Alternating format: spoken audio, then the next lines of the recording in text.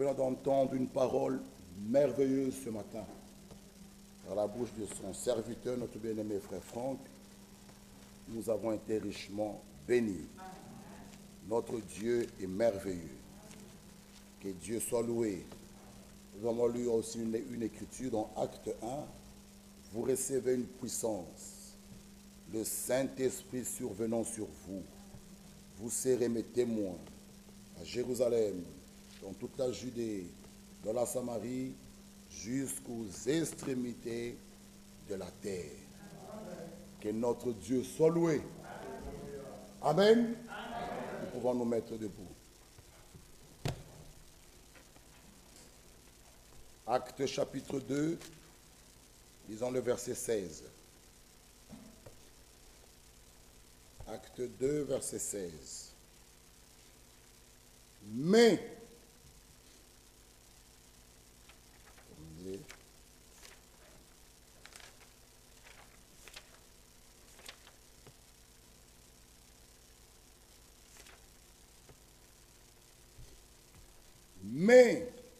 c'est ici ce qui a été dit par le prophète Joël. Dans le dernier jour, dit Dieu, je répandrai de mon esprit sur toute chair.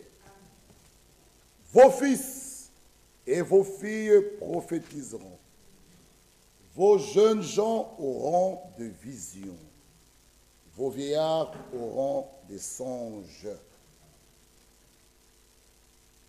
Oui, sur mes serviteurs et sur mes servantes, dans ces jours-là, je répondrai de mon esprit et ils prophétiseront. Amen. Nous pouvons nous asseoir, que Dieu nous bénisse. Contre notre sujet, parle du baptême du Saint-Esprit, le baptême de l'Esprit, qui est important et très capital. Et comme nous l'avons lu, vous recevrez une puissance, le Saint-Esprit survenant sur vous. Vous serez mes témoins à Jérusalem.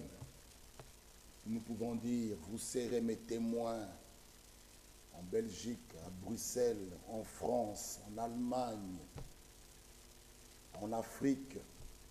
Vous serez mes témoins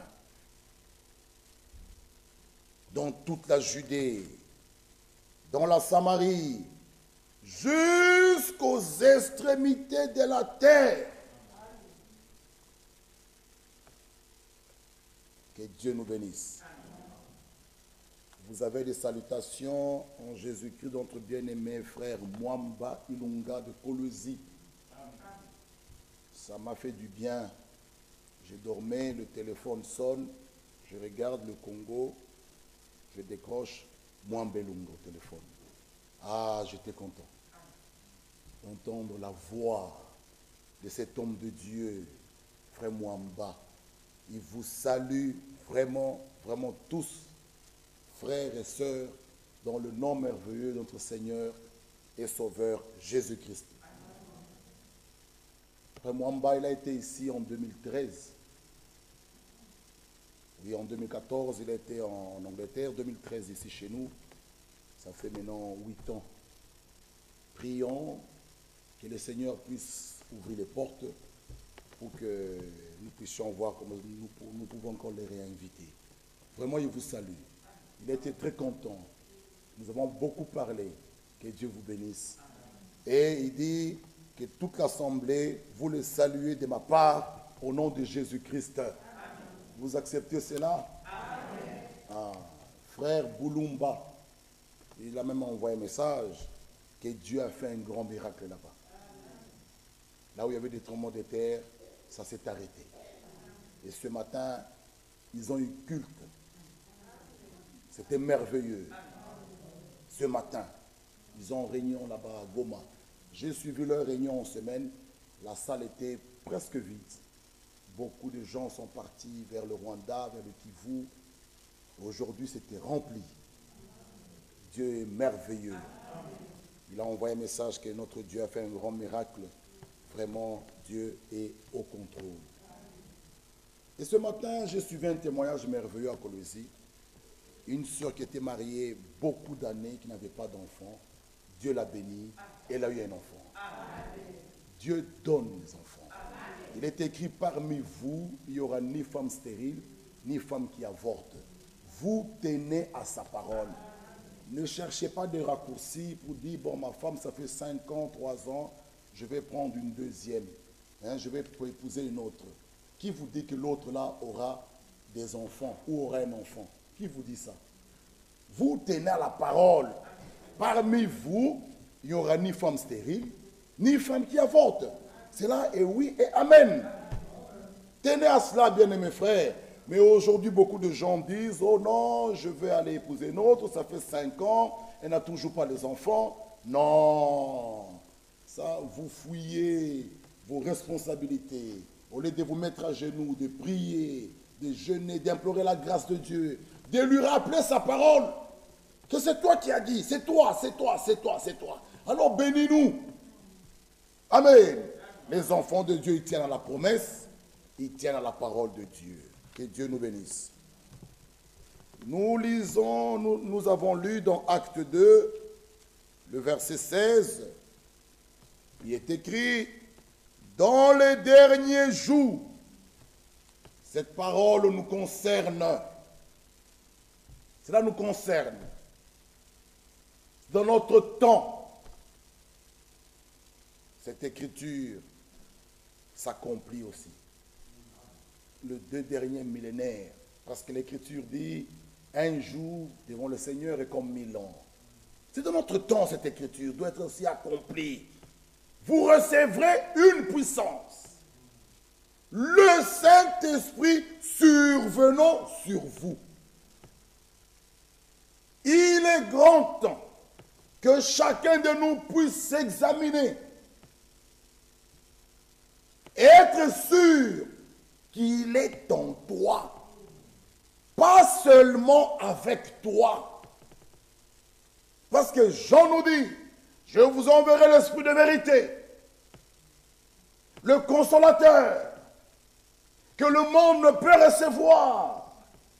Il sera avec vous et il sera en vous. Ne te contente pas qu'il soit avec toi. Non, il doit réellement être en toi.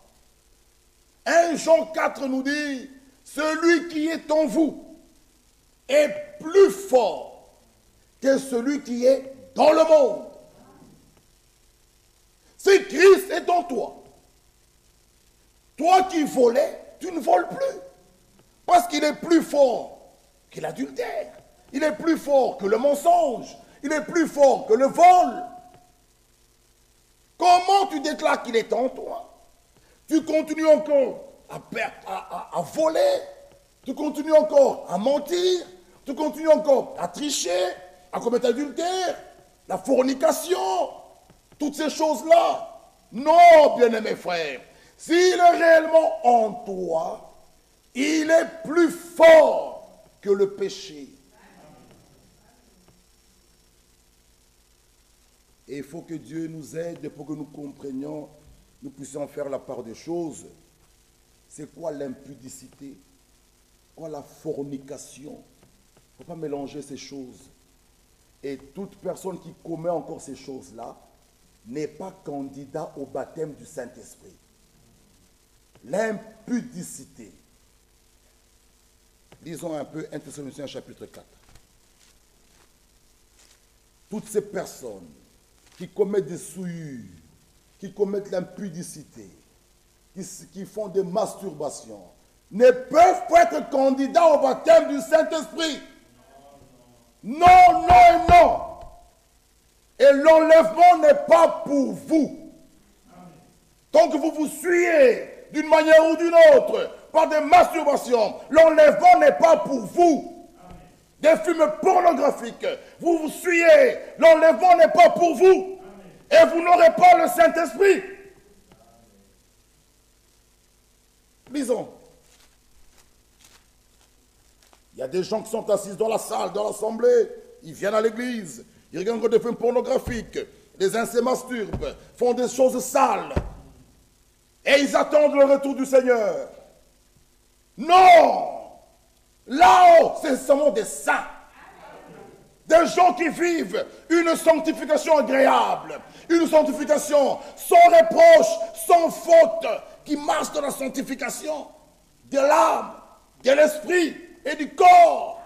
Dans les trois, frères et sœurs, pas des gens qui vivent dans la saleté, dans la souillure, et ils attendent le retour du Seigneur. Non, vous l'attendez en vain.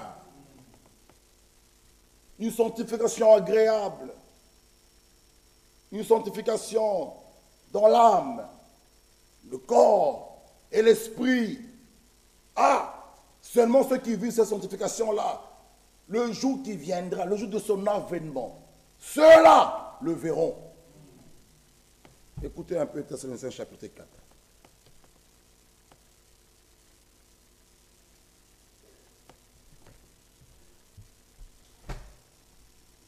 Au reste, frères, puisque vous avez appris, attendez, je vais un peu vérifier ici.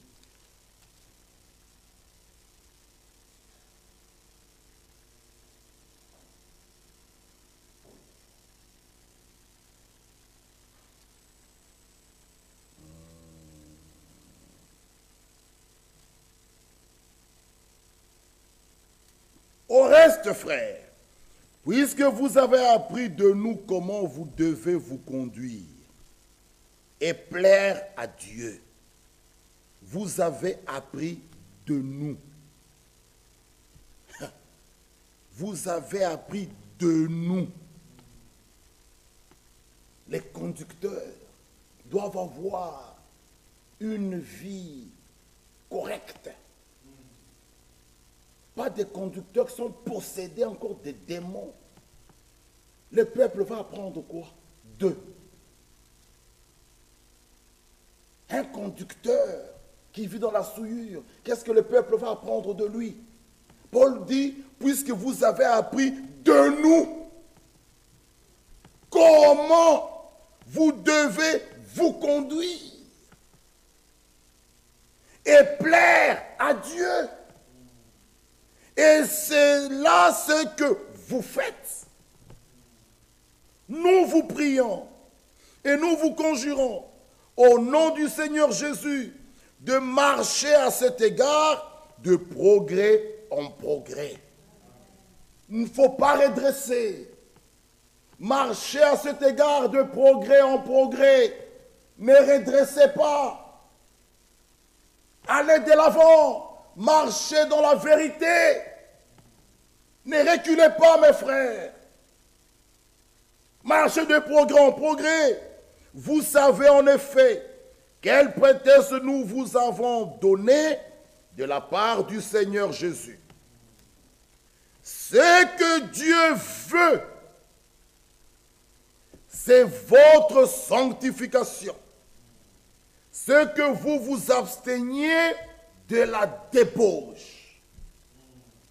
Et que chacun de vous sache posséder son corps dans la sainteté et l'honnêteté, sans vous livrer à une convoitise passionnée, comme font les païens qui ne connaissent pas Dieu. Non, on doit savoir se contrôler. Des convoitises passionnées, tu ne sais pas se contrôler, mais ce n'est pas correct, c'est vraiment démoniaque. On doit savoir se contrôler. Dieu veut notre sanctification. C'est cela sa volonté. Pour être candidat au baptême du Saint-Esprit, Dieu veut, frères et sœurs, vous devez marcher dans la sanctification, sans laquelle personne ne verra le Seigneur. Le baptême du Saint-Esprit, il donne son Esprit Saint à ceux qui lui obéissent, à ceux qui marchent et qui vivent dans toute la parole de Dieu, qu'ils mettent cela en pratique. Lisons Acte 2. C'est très important. Acte chapitre 2, le verset 37. Après avoir entendu ce discours, ils eurent le cœur vivement touché. Le cœur. Ils dirent à Pierre et aux autres apôtres: Hommes frères, que ferons-nous? Pierre leur dit: Répentez-vous, que chacun de vous soit baptisé au nom de Jésus-Christ, à cause du pardon de vos péchés, et vous recevrez le don du Saint-Esprit. Pourquoi beaucoup de gens ne sont-ils pas, tout jusqu'aujourd'hui, ne sont pas baptisés du Saint-Esprit? Leur repentance n'a pas été vraiment sincère. Ceux qui se posent des questions. L'Écriture est claire: répentez-vous et vous recevrez le don du Saint-Esprit. Votre repentance, si elle n'a pas été sincère, c'est ce qui fait traîner jusqu'aujourd'hui. Tu ne l'as pas encore reçu. Une repentance sans conversion. La véritable repentance est suivie par la conversion. Et une réelle conversion nous fera aboutir dans la nouvelle naissance. Acte 3. Juste à côté, le verset 19. Répentez-vous donc et convertissez-vous. Ah! Beaucoup de gens, au niveau de la repentance, ils ne sont pas sincères. Tu te répands, tu caches tes péchés, tu caches tes transgressions à Dieu, tu n'es pas sincère. Tu te rends toi-même un mauvais service. Une repentance correcte est accompagnée par la conversion. Mais beaucoup qui se répandent, et il n'y a pas de conversion. Oh, la repentance, c'est le regret sincère. La conversion, c'est un changement de direction. Mais maintenant, regardez. Tu te répands, toi qui volais, tu continues à voler. Mais où est la conversion? Tu te répands, tu commets adultère, tu continues à le faire. Mais Jean-Baptiste dit quoi? Matthieu 3.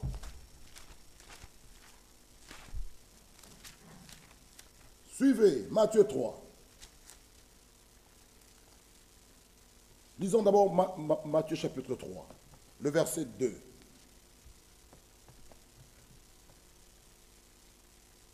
Matthieu 3, verset 1. En ce jour-là, parut Jean-Baptiste, prêchant dans le désert de Judée. Il disait: répentez-vous. Ah. Jean-Baptiste a prêché la repentance. Les apôtres ont prêché la repentance. Jésus-Christ lui-même a parlé, prêché de la repentance. Répentez-vous de vos péchés. Convertissez-vous, bien-aimés frères. Lisons maintenant Matthieu 3, 18.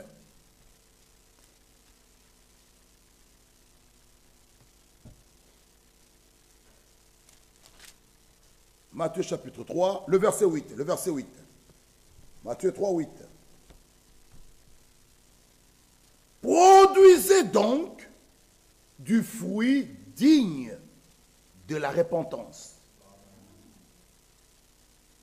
Produisez du fruit digne de la repentance. Toi qui volais, lorsque tu te répands, il faut produire le fruit digne de cette repentance.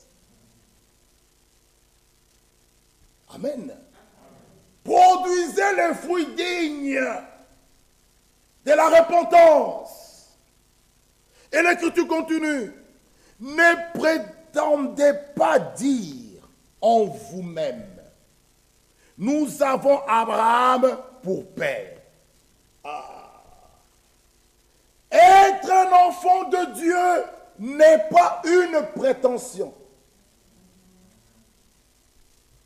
Ne prétends pas dire, je suis une fille de Dieu, je suis un fils de Dieu. Non, je suis un chrétien. Ne prétends pas dire ça. Ce n'est pas une prétention.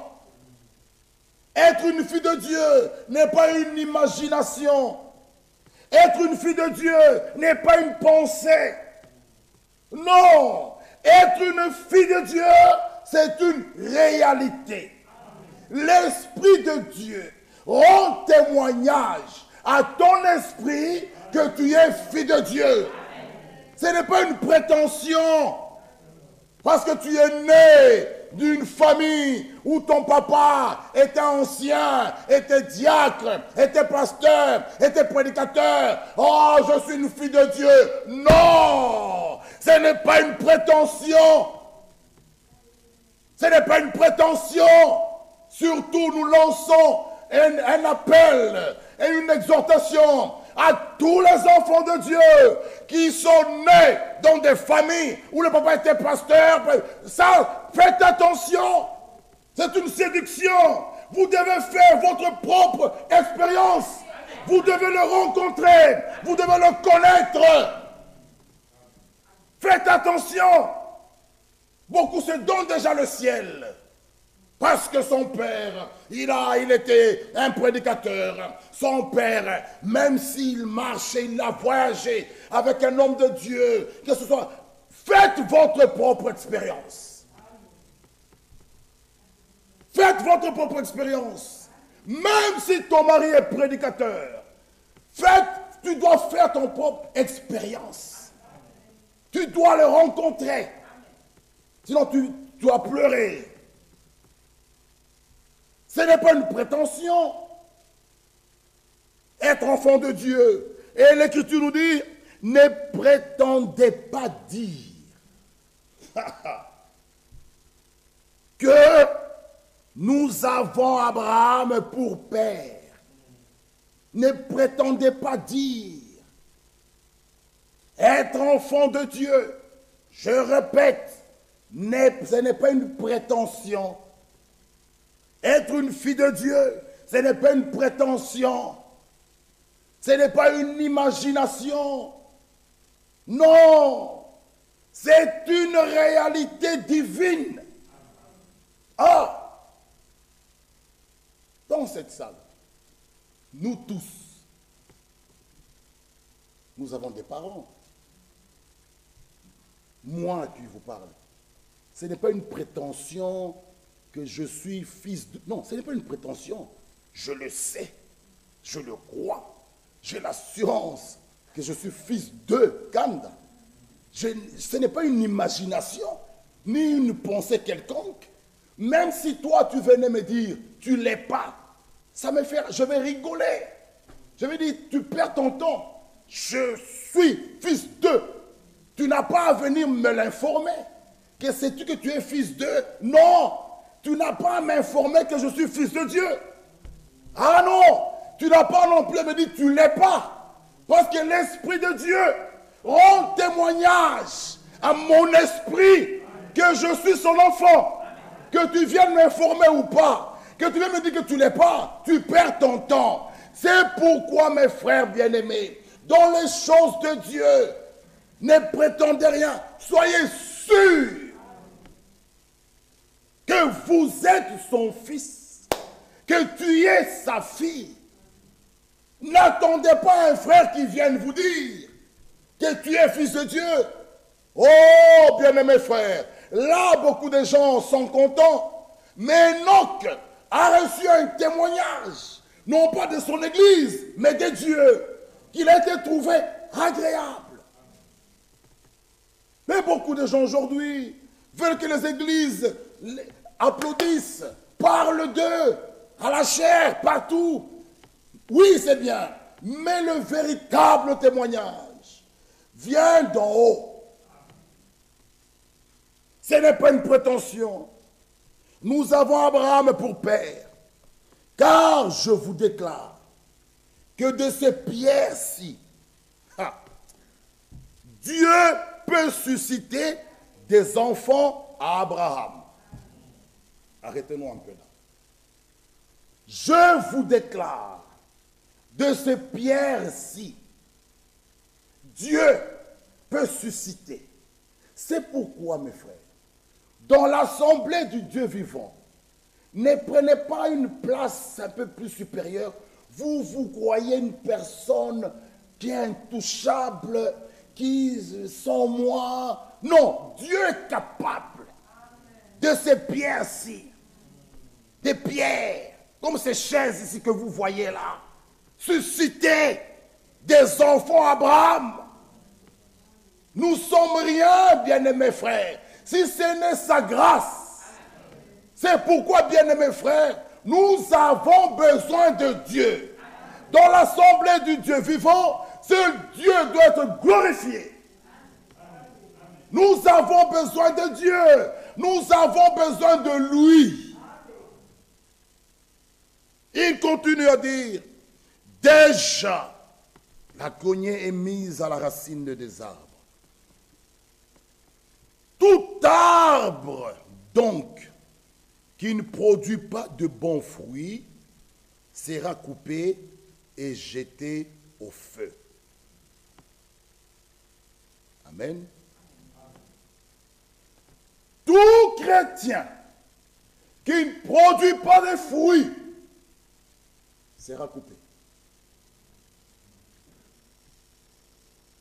L'Écriture nous dit, c'est à leurs fruits que vous les reconnaîtrez. Aujourd'hui, les gens sont troublés.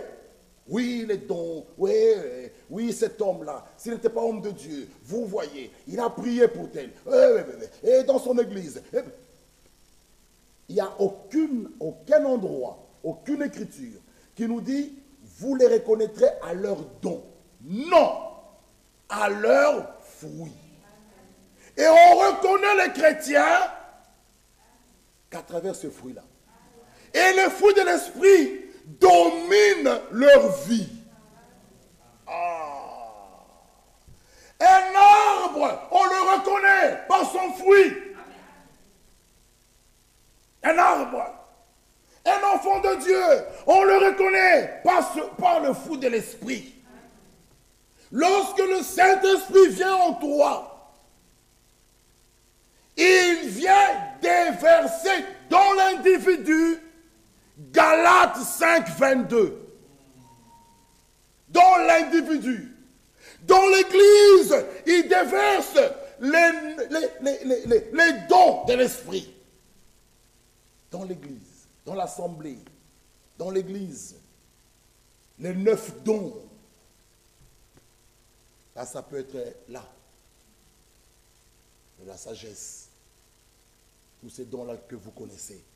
Parmi les 9, vous les connaissez bien. Et dans l'individu, c'est Galates 5, 22. Dans l'individu, nous parlons de l'individu, la personne, toi, ma soeur. Nous voyons Galates 5, 22. Dans l'église, nous voyons les 9 dons de l'esprit. Les 9 dons de l'esprit.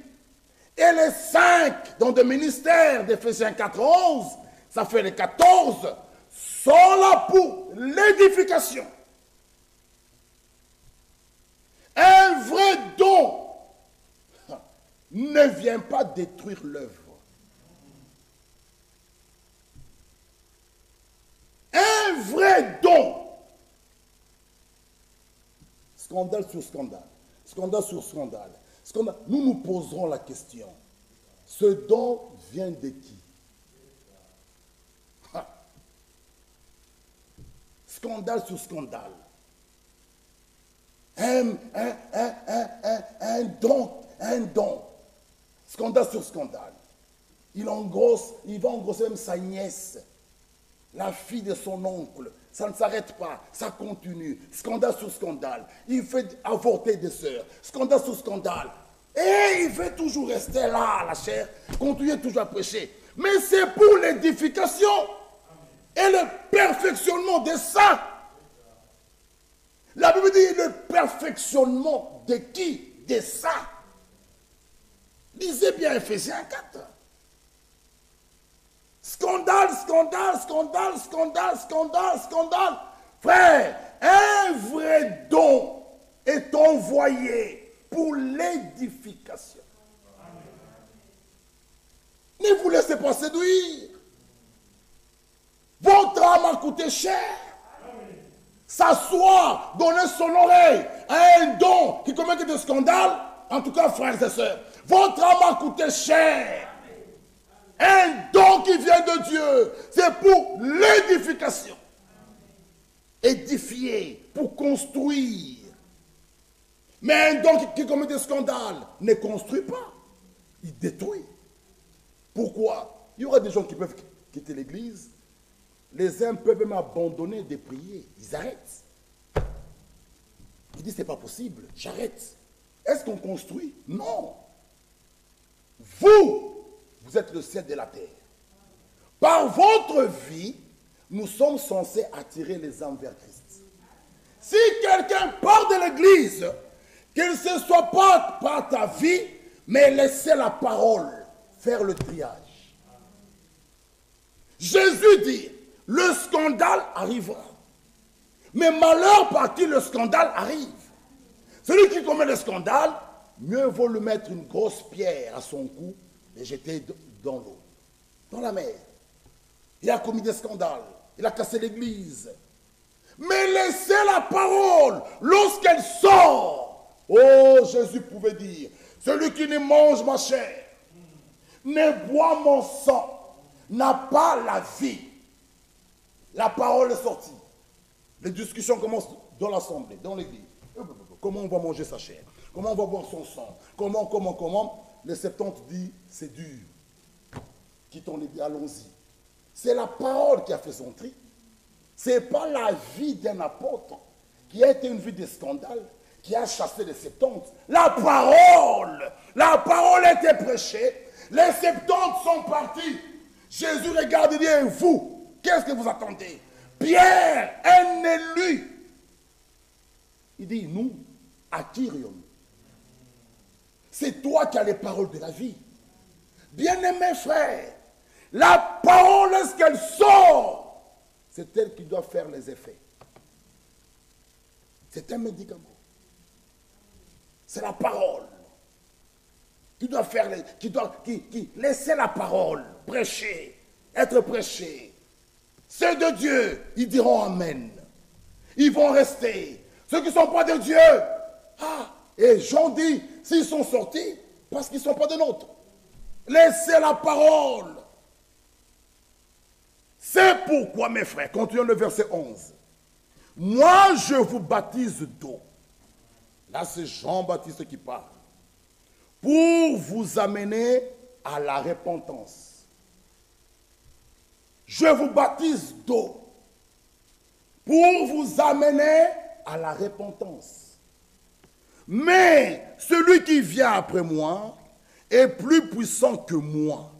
Je ne suis pas digne de porter ses souliers. Lui, il vous baptisera du Saint-Esprit et de feu. Par le baptême d'eau, par immersion, nous sommes plongés dans l'eau. On nous plonge dans l'eau. Par le baptême du Saint-Esprit et de feu, le baptême de l'Esprit, nous devons être plongés dans la plénitude de l'Esprit. Plongés.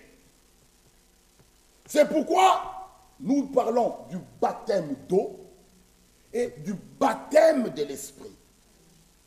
Ah, le baptême d'eau, c'est être plongé dans l'eau. Le baptême de l'esprit, vous êtes plongé dans la plénitude de l'esprit. Alors celui qui a le Saint-Esprit en lui ne peut pas nier la parole. Non. Hébreux 10, c'est clair. N'abandonnons pas notre assemblée, comme c'est la coutume de quelques-uns. C'est le Saint-Esprit qui a poussé les hommes de Dieu à écrire cette Bible. Donc c'est le Saint-Esprit qui a écrit. Si tu l'as, tu as été plongé dans la plénitude de l'Esprit, tu ne peux pas nier une écriture dans la Bible. La Bible dit, c'est une abomination pour une femme de porter les habillements d'homme. Même si tu es seul chez toi dans ta chambre, tu mets un pantalon, tu es en abomination devant Dieu. Et ne nous dis pas que tu as le Saint-Esprit dans l'âme. Non, même si tu as vu des visions, même si tu as parlé en langue, tu as le Saint-Esprit comme onction qui vient sur toi, au niveau de l'esprit, qui te conduit à parler en langue, nous dirons Amen, mais dans l'âme, tu ne l'as pas. Si tu l'as dans l'âme, le Saint-Esprit ne peut pas nier Deutéronome, qui nous dit il n'est pas bon qu'une femme mette des vêtements d'homme. Il te fera vivre ça. Être plongé dans la plénitude de l'esprit. Tu n'irais pas même pas un iota, frère. Tu vas croire à toute la parole. Le Saint-Esprit de Dieu, l'Esprit de vérité en toi, ne peut pas t'éloigner de la vérité. Ne peut pas te laisser dans une fausse doctrine. Tu peux y être, mais il viendra t'enlever, te ramener à la parole de vérité. C'est le Saint-Esprit de Dieu, l'Esprit de vérité, que le monde ne peut recevoir. Mes bien-aimés frères et sœurs, que chacun s'examine. Est-ce que tu l'as? Et la Bible dit, avez-vous reçu le Saint-Esprit après? Louis II parle quand vous avez cru. Darby éclaire après avoir cru. Ah, après avoir entendu la parole de vérité. Ah, et si réellement tu l'as, ma soeur et mon frère, ce n'est pas une imagination. Tu sais que je l'ai. Là, c'est encore un problème. Nous le verrons prochainement. Tu sais que j'ai une femme enceinte. Hein, elle ne t'attend pas. Elle sait que je suis enceinte. Elle sait, elle sait. Elle est la seule personne qui sait. Toi, tu peux douter, nier, mais elle sait. Lorsque tu l'as, tu sais que tu as quelque chose en toi. Vous recevrez une puissance. Le Saint-Esprit survenant sur vous. Mes bien-aimés frères, écoutez un peu ce que frère Fong dit dans le christianisme. À l'égard aussi de la première résurrection et de la transmutation de notre corps mortel, la puissance du Saint-Esprit est nécessaire.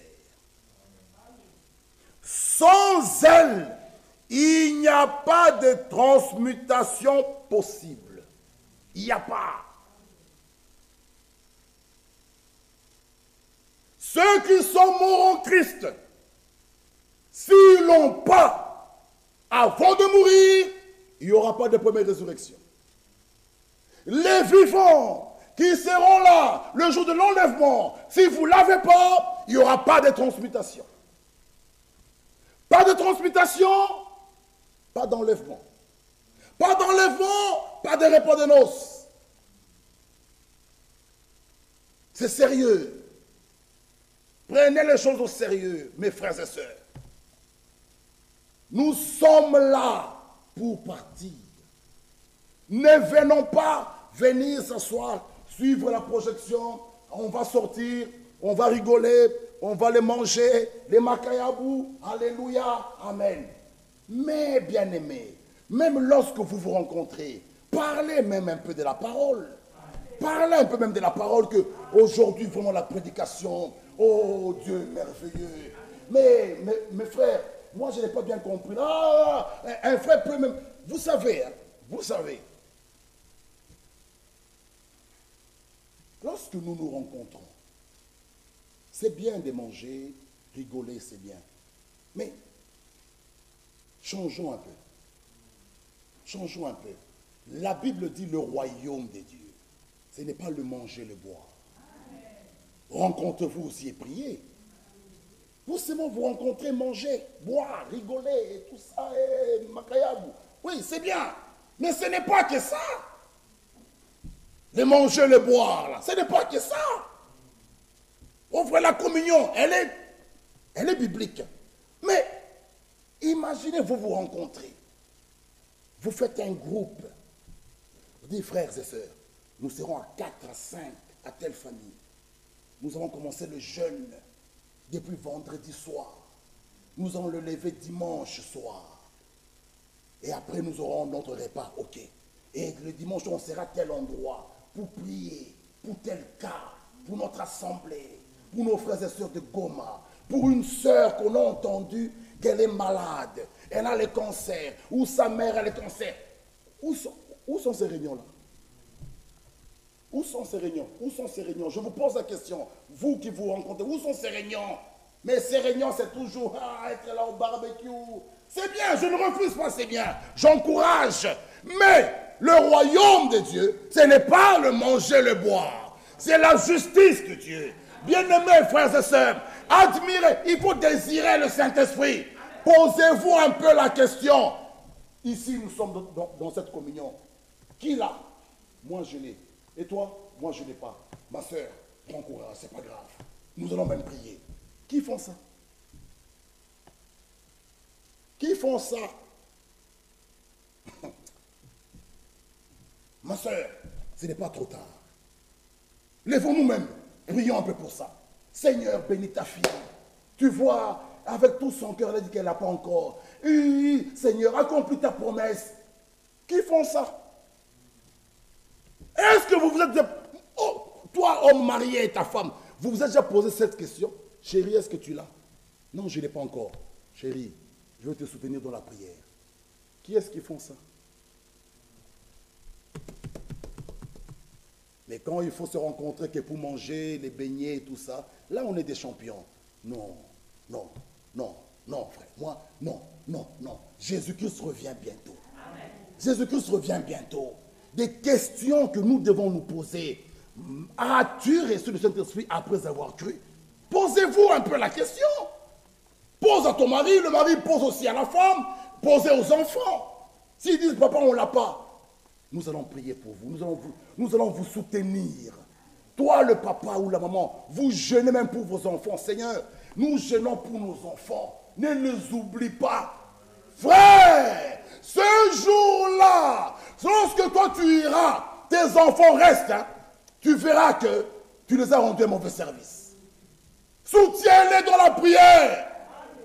Les amener au foot, c'est bien. Les amener aux guitares, c'est bien. Les amener à l'école, c'est bien. Implore la grâce de Dieu qui leur donne aussi le Saint-Esprit. Le jour qu'ils vont rater, toi tu es là, tu les regardes comme ça. Tu seras heureux de voir tes enfants dans la grande tribulation. On prend beaucoup de temps pour l'école, tout ça, c'est bien. Faites-le aussi pour l'âme. C'est la chose la plus importante, bien-aimés frères. Que Dieu nous aide. Que Dieu nous aide. Sans cela, il n'y aura pas de première résurrection. Ça, on doit le savoir. Vous enterrez quelqu'un qui est parti sans le Saint-Esprit, il n'y aura pas de première résurrection. Celui qui est resté, il n'a pas, il n'y aura pas de transmutation. S'il n'y a pas de transmutation, il n'y a pas d'enlèvement. Pas d'enlèvement, c'est la grande tribulation. Là, on ne va pas jouer là-bas. Les gens vont crier, vont pleurer. Ils vont crier, oh, oh, ça sera fini. Oh, papa, ça sera fini. Mes frères et sœurs, ce n'est pas pour vous faire peur, mais c'est pour vous réveiller. Nous sommes un peu distraits. Nous sommes un peu distraits. Nous sommes trop dans des futilités. Mais les choses essentielles, nous sommes un peu distraits. Nous sommes un peu distraits. Réveillons-nous. Réveillons-nous. Qu'aujourd'hui, que chaque couple aille un peu se poser ces questions-là. Dans la sincérité. Est-ce que tu l'as? Non. Ne t'en fais pas. C'est une promesse. Notre Dieu donne. Il baptise de feu. Jésus-Christ baptise de feu. On va prier. Il va le faire. Il va l'accomplir. C'est sa promesse. Mais personne ne le fait. Que Dieu nous aide. Pour terminer, mes bien-aimés frères, il dit, c'est lui qui baptise de feu. Il vous baptisera du Saint-Esprit et de feu. Être plongé dans la plénitude de l'Esprit. Mes frères et sœurs, nous avons lu Acte 3 qui nous dit, repentez-vous et convertissez-vous. La repentance est très importante. La repentance, ne cachez pas vos fautes à Dieu. C'est lui qui pardonne les péchés. S'il faut la réparation, réparez. Arrêtez avec l'orgueil. Arrêtez, réparez. L'enlèvement est pour bientôt. Mettons nos vies en ordre. Mettons nos vies en ordre. Jésus-Christ revient bientôt. Réveillons-nous un peu, mes frères bien-aimés. Le Saint-Esprit est pour nous. Le Saint-Esprit. Lisons 1 Corinthiens 20. Et nous allons bientôt terminer.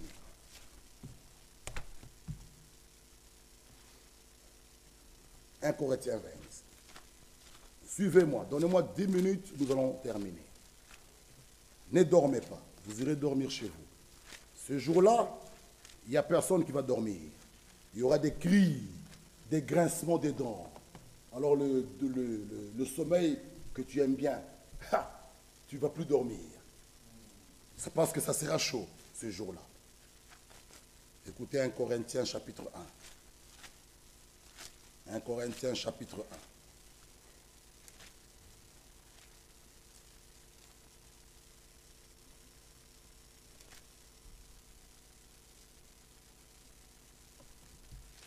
Corinthiens 1, 20. Ou c'est 2 Corinthiens. 2 Corinthiens 1, 20.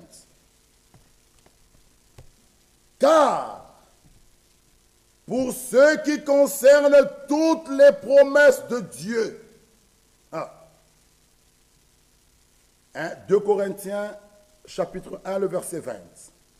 Car, pour ce qui concerne toutes les promesses de Dieu, c'est en lui que le oui. C'est pourquoi encore l'amen par lui est prononcé par nous à la gloire de Dieu. Lorsque la parole est prêchée, nous prononçons amen.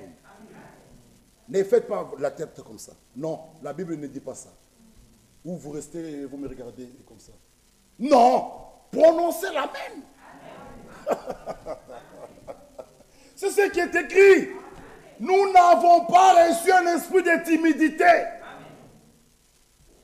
Au contraire, son esprit nous remplit de force. Frère, lorsque vous l'avez, vous devenez une autre personne. S'il vous pousse à dire Amen, je dis Amen. Je ne le dis pas pour toi. L'amen est prononcé par nous. À la gloire de Dieu. Mais c'est ça. on doit vous demander l'amen? Pourquoi on doit vous dire dites amen? Pourquoi? C'est automatique. Lorsque la parole est lue ou bien est prêchée, l'amen est prononcé par nous, à la gloire de Dieu. Je ne dis pas amen au prédicateur. Non! Réalisons un peu ça. Car, pour ce qui concerne toutes les promesses de Dieu, c'est en lui qu'est le oui. En lui. C'est pourquoi encore, l'amen par lui est prononcé par nous. À la gloire de Dieu. Donc, acceptez cette exhortation avec joie. Désormais, dites amen. La bouche que tu as, il t'a donné, tu parles. Il y a des gens qui ne parlent pas. Toi, tu parles. Tu peux dire amen. C'est à la gloire de Dieu. Amen. Toi, tu peux chanter, chante pour lui. Amen. Que tous ceux qui respirent louent l'Éternel. Mais non, toi, tu es comme ça. La louange. Non. Qui le fera? Il y a des personnes. J'étais allé au Congo, à Lubumbashi. Ici, on ne voit pas. À Lubumbashi, je vois aussi à Goma, à Kolwezi. Devant, là, devant, vous voyez un interprète pour les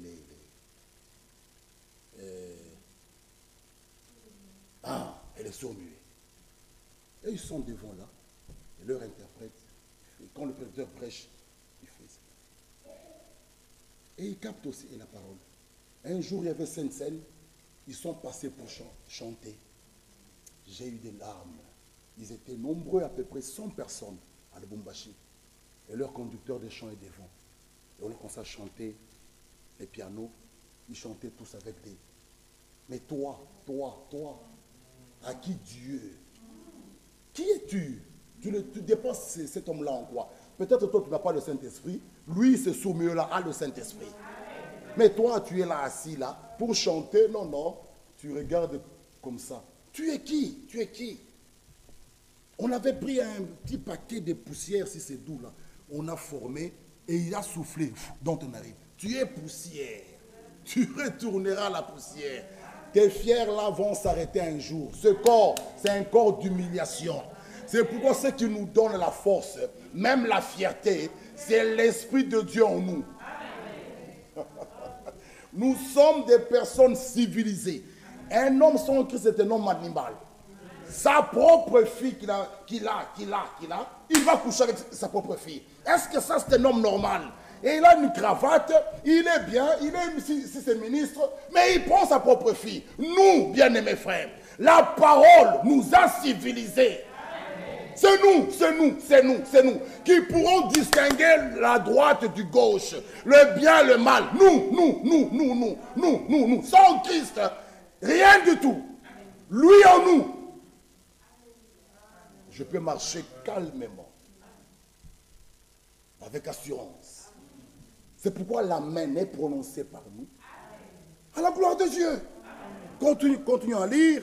Il nous dit encore ici, celui qui nous a fermis avec vous en Christ, bien-aimés frères, et qui nous a oints, c'est Dieu, lequel nous a aussi marqués du sceau, et a mis dans nos cœurs les arts de l'esprit.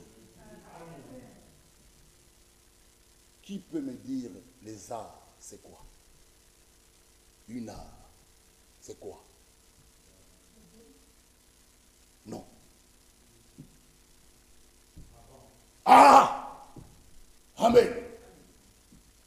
C'est un acompte. Là, vous allez travailler ici. C'est combien votre prix?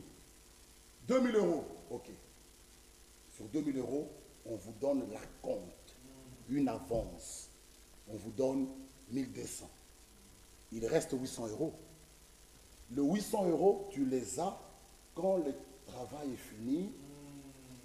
L'inspecteur, il vient, il contrôle, tout est propre. Il prend le solde, il te donne.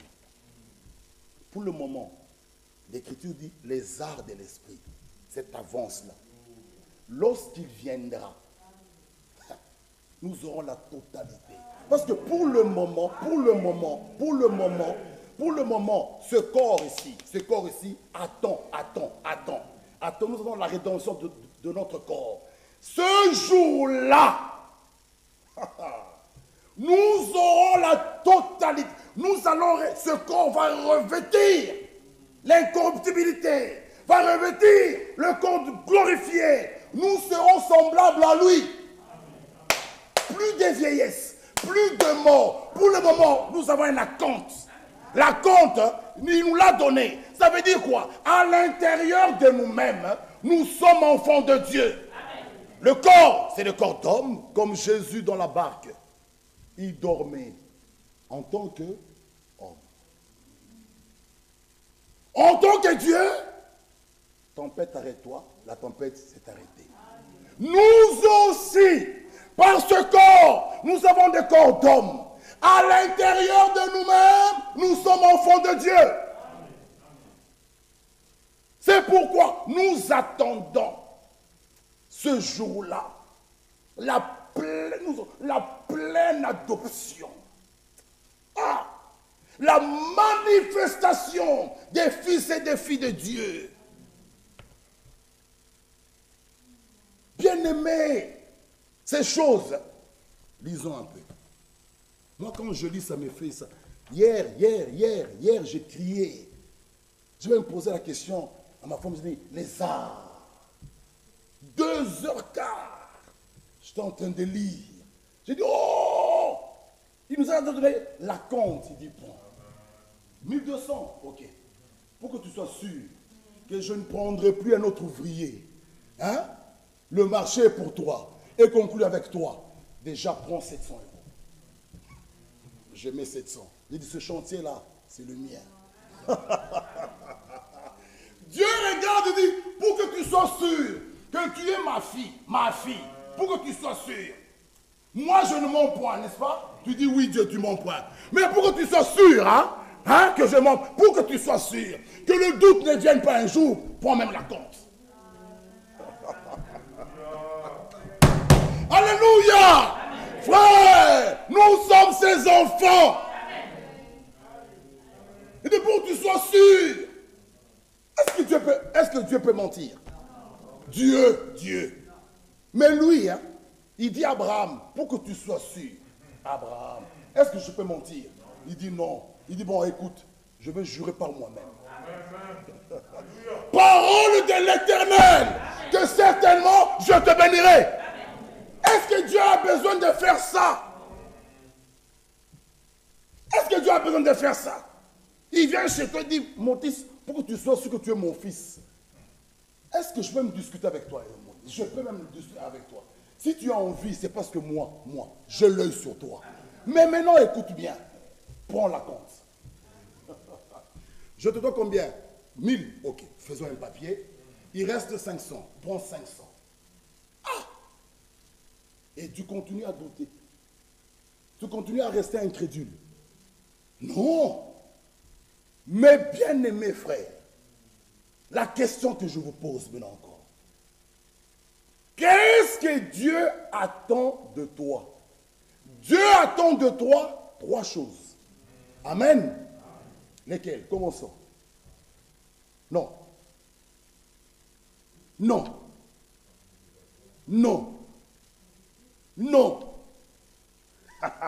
Vous voyez, ce sont des choses que nous prêchons.